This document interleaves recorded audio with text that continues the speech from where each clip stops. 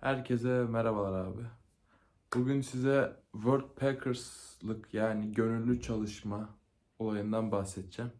Ya bu Türkiye'de çok yaygın bir şey değil ama gerçekten yurt dışında millet böyle geziyor. Yani adamlara bakıyorsunuz hani o kadar geziyor, o kadar yer görmüş. Ulan bunu nasıl yapmış? Ulan bunlar demek ki çok zengin diye düşünüyoruz. Aslında böyle bir şey yok. Nasıl yok? Benim de bir ay önce bu deneyimlediğim bir deneyim. Nasıl çalışıyor bu uygulama? Size uygulamayı anlatacağım. Deneyimlerimi anlatacağım.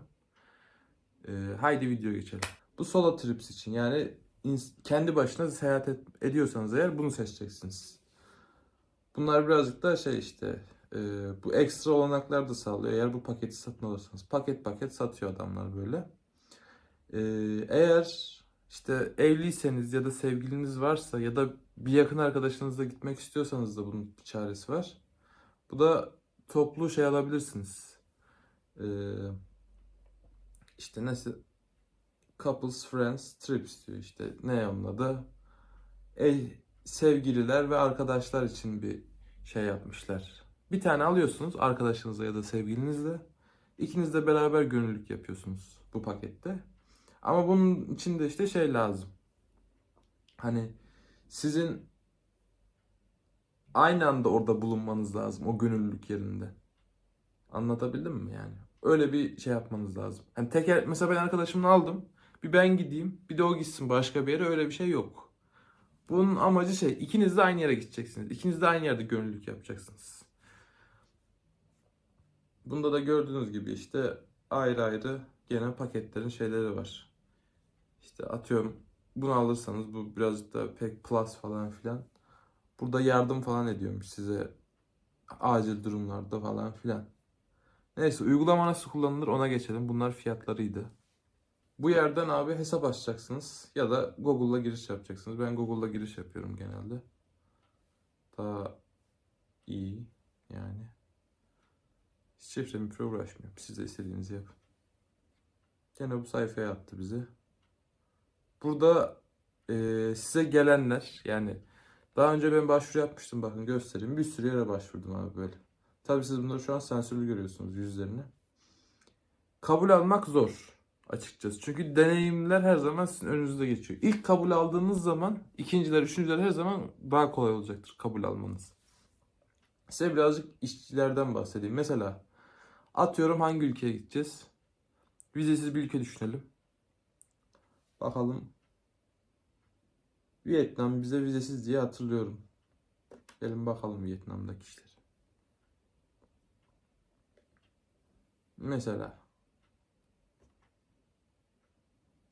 neymiş bu? İşte Vietnam'ın bir bölgesine gönüllü ihtiyacı varmış. Haftada 32 saat çalışacakmışsınız. Ee, işte bir şeyler yayınlayacakmışsınız. Fotoğraf çekecekmişiz, video yapacakmışız. Sosyal medya işlerini yönetecekmişiz. Onlar da biz bu işleri yaptığımızda karşılık olarak para vermeyecekler. Ama ne verecekler? İşte haftada bir gün izin. İşte paylaşımlı oda, yemek, sabah akşam. Sabah değil lan, öğlen akşam. İşte internet, onun mutfak eşyalarını kullanabileceğiz. İşte İçkilerde falan indirim varmış. Bisiklet falan bilmem ne bir şeyler. Bir sürü şeyler var işte. Hiking turlar, cartlar, curtlar. Burada da bunların şeylerini görüyoruz. Hangi tarihlerde boş olduğunu. Bunlar eğer böyle yeşilse bunlar boş tarih demektir. Yani dolu değildir. Kırmızıysa doludur. Kırmızı bir tane de buluruz biraz sonra. İşte burada bunun şeylerini istiyor. Neymiş burası? İşte creator'lar arıyorlar diyor işte. İçerik üreticileri falan filan bunları yapmayı seven, yapabilen falan, tecrübeli, bilen insanları daha çok istiyorlarmış. Başka işte İngilizce seviyesi iyi olan 19 ile 40 yaş arası falan filan. İşte Vietnam'ın dışından birilerini istiyor ve aşağı indiğimizde de abi burada şeyleri görüyoruz. Daha önce bu tecrübeyi yaşamış olan insanlar bunlara buradan soru sorabiliyoruz. Mesela job. Bunlara ben buradan yazı yazabiliyorum istersen bak. Send a message dediğim zaman buradan görebiliyorum yani. Bunu yapabiliyorum. Çok da zor bir şey değil. Neyse buradan çıkalım. Buradan o yerin bilgilerine, fotoğraflarına ulaşabilirsiniz bakın. İşte bu burada kalacakmışsınız bu bölgelerde. Başkalarıyla kalacaksınız. Team dorm dediği bu. Ama bunların tabii şeyleri de var. Hani e, özel odalı diyeyim artık nasıl Türkçeleştireceğimi bilemiyorum. İşte. Hı. Buradan işte seçeceksiniz abi nereye gitmek istiyorsanız. İşte buradan kendinize özel şeyler ayarlayabilirsiniz. İşte hangi tarihlerde gitmek istiyorsanız ona dair buradan seçim yapabilirsiniz. İşte bak mesela burada ne diyor? Bahçe işleri işte, tarım işleri falan filan var. Marketing var işte. İşte iletişim kurmak şeyle. İşte buradan aile yerine gidebiliyorsunuz. Çocuk bakıcılığı işleri falan var. İşte şehirdeki işler var. İşte böyle daha çok kırsal alanlardaki işler var. Doğa işleri, dağ işleri var. Ya bak burada mesela çadırlı da kalabiliyorsunuz. Özel odada da kalabiliyorsunuz. İşte bir team door oluyor. Orada da kalabiliyorsunuz. Ya da paylaşımlı odada da kalabiliyorsunuz. Bu team door dedikleri daha çok şey yani. Oradaki çalışanlarla aynı odada kalmak. Shared dorm ise oradaki gönüllüler de aynı odada kalmak. İşte mesela bunlar e, nasıl Türkçeleştiremiyorum ya. Heh. Bunlar daha çok işte size ekstra olarak verdikleri güzel şeyler. Hani ne diyor mesela free laundry işte kıyafetleri yıkamak için çamaşır makinesi vesaire veriyor size. İşte indirim veriyor işçilerde falan ya da işçiler bedava oluyor. Free beverage falan diyorlar bazı yerlerde. Şimdi buradan bir de şunu söyleyeyim size.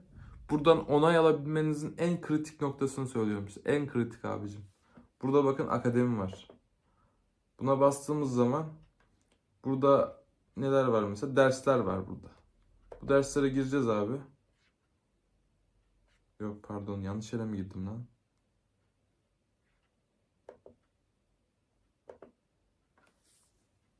Hı. Bakın abi burada gördüğünüz gibi sertifikalar var. Bu sertifikaları toplayacaksınız abi. Yani onay almak çünkü şu anda zor bazı yerlerde. Bazı yerlerde çok kolay. Daha çok dağlık yerlerden daha çok kolay şey alabiliyorsunuz. Onay alabiliyorsunuz. Çünkü insanlar daha çok şehri tercih ediyor.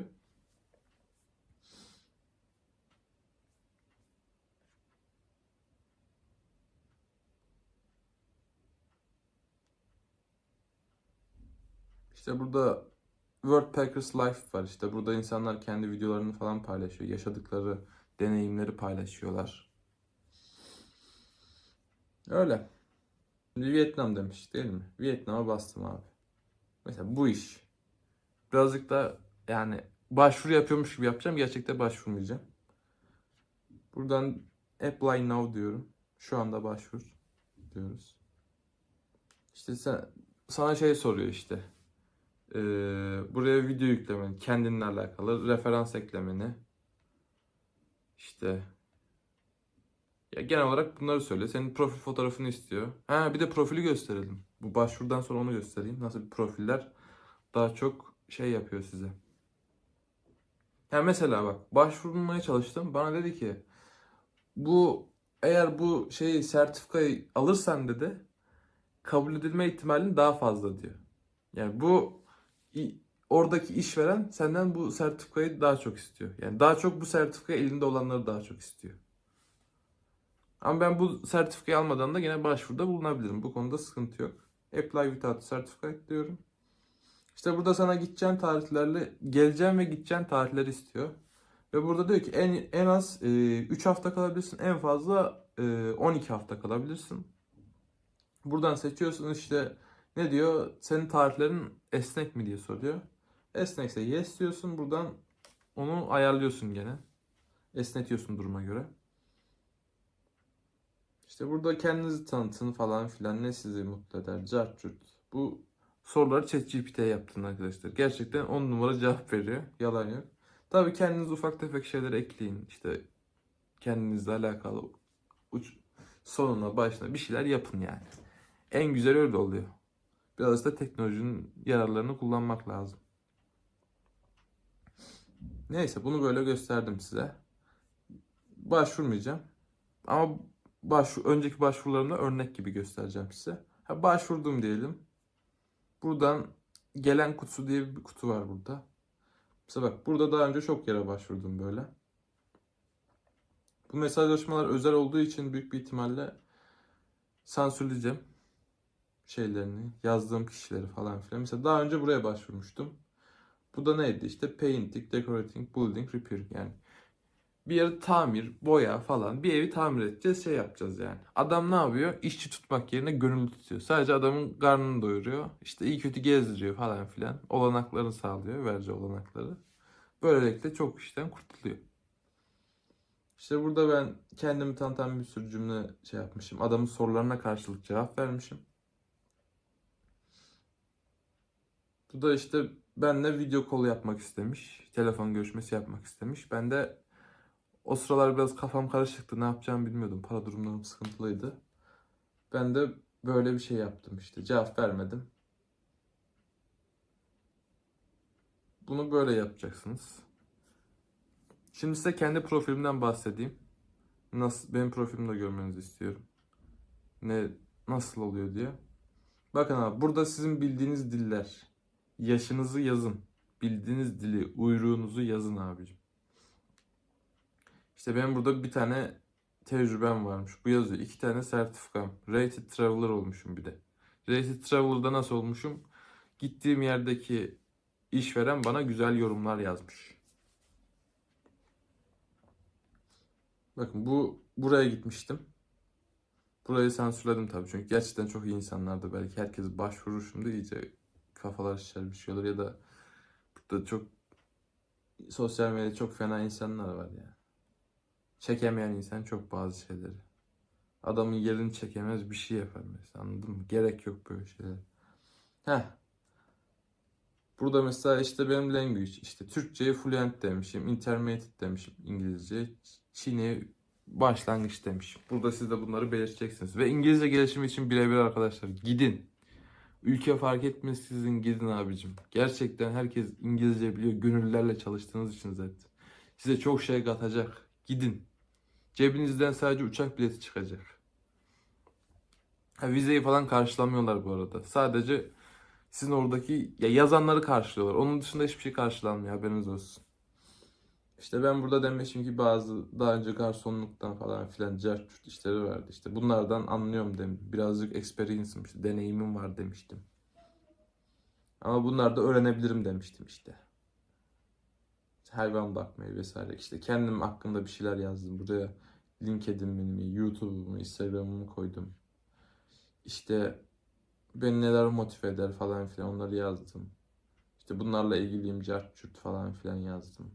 Buralara daha çok şeyler yazdım böyle arka plana işte. İşte eğitimim, çalışmalarım, gezilerim, başka şeylerim. Burada işte bunları size soruyor ekstra bilgiler olarak işte alerji yok dedim. Buraya kendim fotoğraflarımı koydum gezdiğim yerleri falan. Ya kendinizle ilgili olabildiğince çok bilgi ekleyin buraya. Burada her şeyiniz var zaten. Bu benim profilimde. Şimdi size oradaki yaşadığım tecrübelerin nelere dikkat etmeniz gerektiğini söyleyeceğim. Abi ilk öncelikle gerçekten rated host diye olaylar var işte. E, şey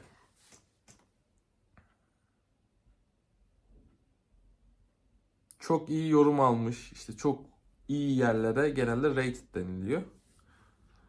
Oralarda başvurmaya çalışın.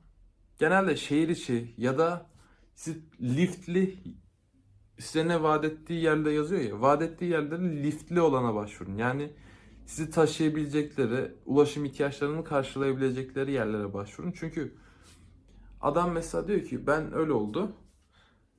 Benim çalıştığım yer ben Macaristan'da gönüllülük yaptım. Macaristan'da bir Sezentre şehrinin bir dağında yaptım yani gönüllülüğümü. Abi oraya ulaşım yok. Zaten offroad 4x4 araçlarla indirip çıkartıyorlardı bizi. Oraya ulaşım çok fazla yok. Ama iyi kötü gene o arabalarla gidebiliyorduk. Biz öyle taşıyorlardı. Hiçbir sıkıntı yaşamadım. Ama şehirde olsaydım tabii daha çok şey değişirdi. İşte daha fazla sosyal imkanım olurdu. Gezebilirdim falan. O yönden güzel olurdu. Yani öyle güzel. Gönül tecrübem öyleydi. İngilizce iyi çok geliştiriyor arkadaşlar. Gerçekten hani İngilizcenizi belli bir seviyeye getirin. Sonrasında ise bu seviyeye geldikten sonra şey yapın. Yani konuşma pratiğinize her türlü ihtiyacınız var. Bunun çeşitli uygulamalardan da sağlayan var ama bence bunu yapın. Gerçekten konuşuyorsunuz yani ve benim gittiğim ülke şey değildi yani hani ana dili İngilizce olan bir ülke olmamasına rağmen gerçekten çok şey kattı bana. Ve benim gittiğim yer özel odalı bir yerdi yani öyle bir yer seçmiştim. Private room diye geçiyordu. Böyle seçmeniz bence daha iyi olur. İşte neler vardı bana verdikleri? Free beverage vardı. Hani bedava şey, içki, içecek her şey bedavaydı bana o tesisin içindeki. İşte başka çalışanlarla falan da muhabbet kurdum. Haftada 3 gün çalışıyordum. Cuma, cumartesi, pazar. Geri kalan günler bana kalıyordu. Genelde tesiste vakit geçirmiyordum. İşte Macaristan birazcık daha Avrupa'nın ortası gibi kalıyor yani. Sağında çok ülke var, solunda çok ülke var. Her yerinde bir ülke var. Ben aslında oraya stratejik olarak bir seçim yaptım. İşte oradan Slovakya'ya, Viyana'ya, işte ne var başka sağında solunda? Ya Prag, Çek'e falan gittim. Her hafta ben bir yere gidiyordum. Öyle zaten bir ay kaldım ben orada. Geri kalan günde de işte şey Brüksel'e geçmiştim. Videoyu izleyenler bilir. Öyle abi. Deneyin. Gerçekten güzel bir deneyim. Çok siz de zevk alacaksınız. Uygulama bu şekilde çalışıyor. Ee, öyle. Videoyu izlediğiniz için teşekkür ederim.